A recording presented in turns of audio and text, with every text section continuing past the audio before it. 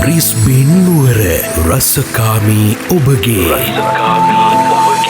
කිසිදා හිතින් නොයන මතකේ රැඳුණු සිව්සුරයක ප්‍රාසංගික රැය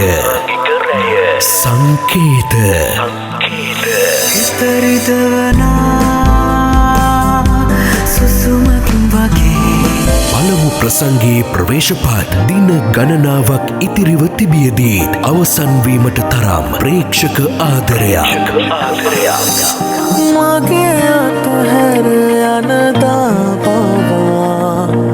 නුඹේ පසු පස හිඳිනේ